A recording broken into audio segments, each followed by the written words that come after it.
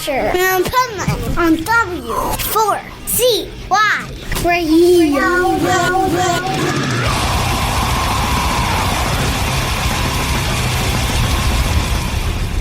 Wake up, America!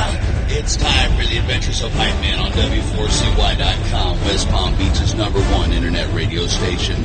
Here's your host, the Pipeman. This is the Pipeman here on the Adventures of Pipeman W4CY Radio, and I'm here with our next guest who is just pretty freaking awesome.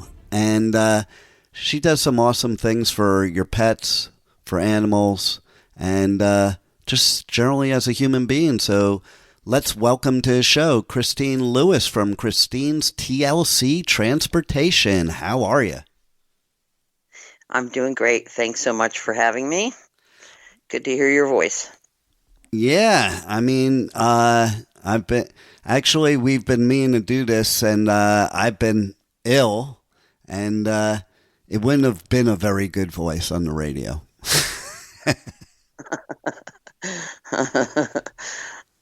And you know, seems to be a lot of that going around. Sorry, go ahead. Yeah, well, you know how I knew I was ready? Because I was talking to somebody last night, and they said, "Oh, you must not be sick anymore." So there you go. And it wasn't because of anything else, but they heard my voice.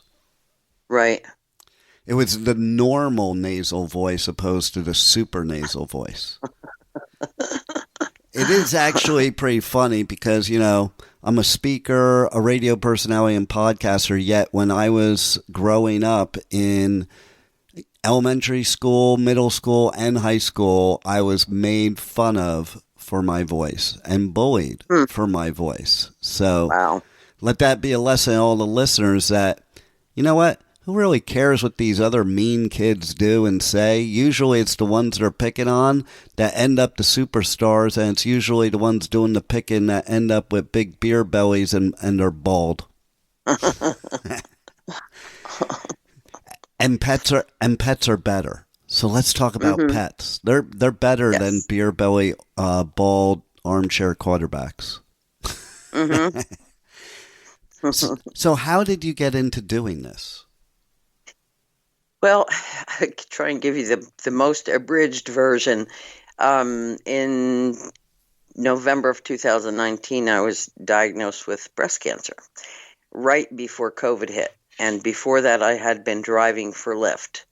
And then once I became sick, and then we had the pandemic, and I was considered extremely immunocompromised. And my doctor said, absolutely no more driving for Lyft. You got to stay away from people as much as possible. And I needed some time to rest and recuperate anyway. So once I started feeling well enough, about a year and a half ago, I guess, I thought, okay, I need to do something with my life. I have to be a productive part of society. And my whole life, I have either raised dogs, horses, trained. You know, we actually used to own a pet shop years ago. And I thought the most natural thing in the world for me is animals and traveling. I've traveled all over the world and driven through the lower 48 and been in Alaska and Hawaii. But I started Googling around and I thought animals and travel, and I found that it's a thing, quote unquote. And I thought, wow, you know, this would be so great for me to make a business of this because it would combine things that I love to do and I wouldn't be necessarily exposed to a lot of people. So I started and, you know, in the beginning it was tough, but not as tough as, like, you know, how when people open brick and mortar businesses, frequently they don't last past the first year. But within about 3 or 4 months, I was already in the black and extremely happy. I'm getting all choked up because I have a lot of regular clients who trust me with their animals, and that's a big deal, you know. I mean, especially when they've got to be moved sometimes over thousands of miles, and, you know, they don't know me to begin with, but I give people access to Life 360 GPS tracking, so I'm very transparent. They know I really am where I say I am. I send lots of videos so they can see their pets, usually dogs. I've done a parrot and a couple of bunnies, but mostly it's dogs. And people can, I send them videos and pictures all day long so they know their dogs are happy. And I send them pictures of the hotels and show them, the dog's eating so they know they're healthy. And give them things like poop reports, which may sound silly, but you want to know, or they want to know that their animals are healthy and everything's going well. So anyway, it's been a wonderful experience, and I'm just so glad it all happened. And as weird as it sounds, that there was a blessing to having cancer and COVID. Well, something good came out of the pandemic. I believe in that anyway. Things happen for a reason a lot of times. And, listen, it was pretty crappy that we had COVID, pretty crappy that you, were diagnosed with breast cancer. But it just now brought you to Christine's poop report. Yeah, right. Yeah. Yeah, it's been wonderful. So, What's interesting, by the way, is that before, I knew you, I didn't even realize, and I've had pets my whole life, that there was a service like that because it just never even occurred to me. So that's wild. Yeah. And a lot of people don't, and they struggle, because they don't want to, and sometimes can't send dogs on airplanes. Certain breeds like French bulldogs or boxers or English bulldogs that have the short faces, they're not allowed in cargo. Airlines just won't allow it because they can die very easily of respiratory problems. And even some airlines are even kind of restrictive about letting them come in the cabin. So they have to go by ground transport. And there's tons of people out there doing it. And so we all have different styles. I happen to drive a Toyota Camry, so I can only fit animals of a certain size and only so many. The maximum for me is 3. But I also do a service where I have several regular clients who I transport in their own vehicles. They're snowbirds. I'm fortunate enough to live in South Florida, so I will fly to Wisconsin in the fall and pick up the Lexus and the Labradoodle and bring them to Florida. And then in the springtime, I will drive him back in his very own vehicle back up to Wisconsin so his family can just fly. And then I fly back, on a one-way ticket. So that's a lot of fun. I've driven some really cool vehicles this year. Well, there you go. That is kind of cool. And, it is true. You're mentioning about the snowbirds. What a perfect example. And then, okay, so I had a pug. So I'm thinking my pug would have qualified for not being able to go in cargo. For sure. Yeah, there's a bunch of different breeds. I believe the scientific term is brachiocephalic, which has to do with all the short-faced, short-nosed breeds. And it's, like I mentioned, there's French bulldogs, regular English bulldogs, boxers, your pugs, Boston Terriers. I can't even think of the other ones, but there's quite a few that airlines just will not allow. And didn't even know that. Didn't even know that either. That's interesting, but it makes sense because they can't even breathe under normal circumstances. Right. They snort. Exactly. So tell us, like, what would you say is your favorite story over the past year of one of your trips with the dogs?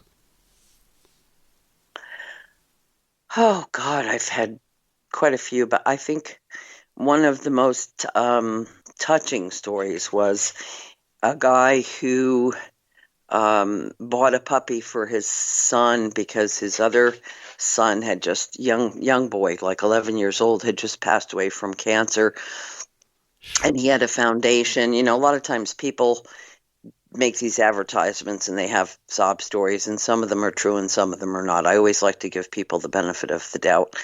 But anyway, this guy had a web page with the foundation, and it turned out his brother also tragically died in a fire in 1999 in a frat house or something. So anyway, I felt really bad, and but it was wonderful. I picked up the puppy from the breeder, and when I delivered it, I asked if they'd mind, if I would hang around for a few minutes to see the son receive the dog, and it was just wonderful. And of course, I have video of it, and they've kept in touch. I send everybody Christmas cards or holiday cards, and I get texts from people occasionally that show me how the dogs are doing. The ones that were puppies, how big they are now, and it's just really touching.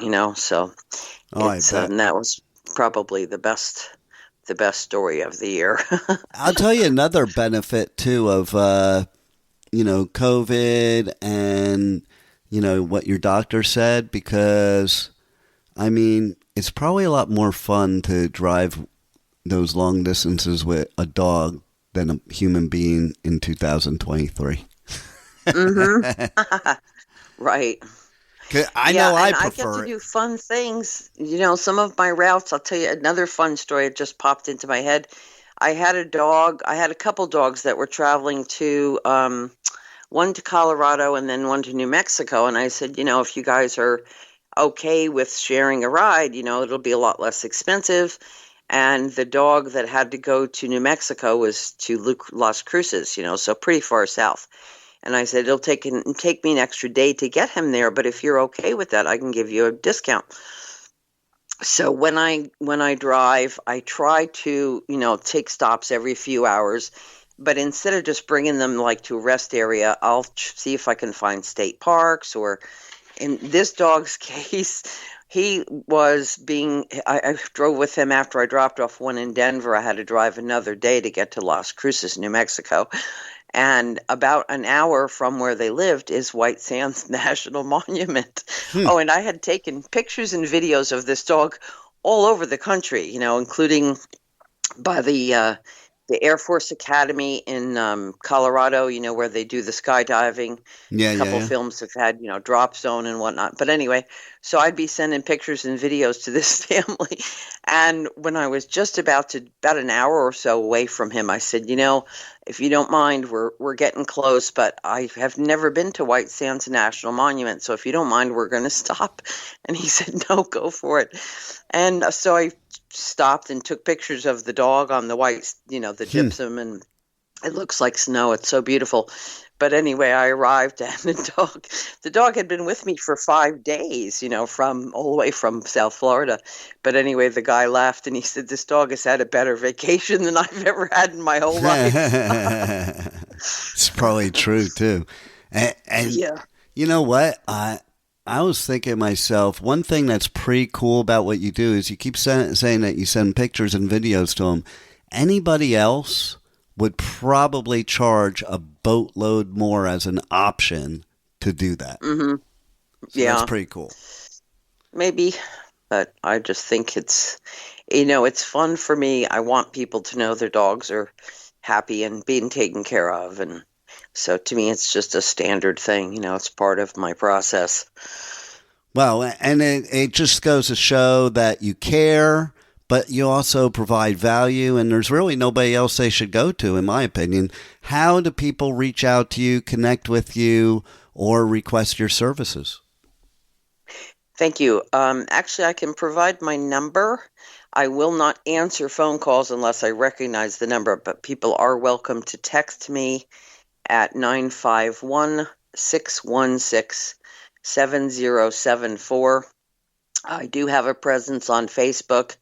I have a business page, but I hardly ever use it because most people just find me on my regular page, which my name is Christine Lewis, which is very common. But if somebody looks for Christine Lewis and sees a girl with sort of reddish hair and a blue tank top and kissing a big black horse, that's me.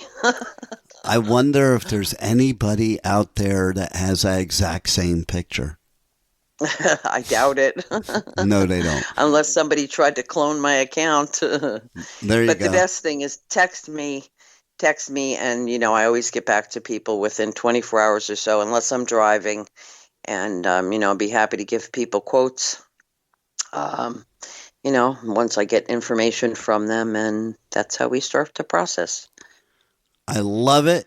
I love your service. I love how you perform it. I think everybody needs to check you out. So thank you very much, Christine, for being on the show, and thanks for all you do. Thanks for being on the Adventures of Pipeman.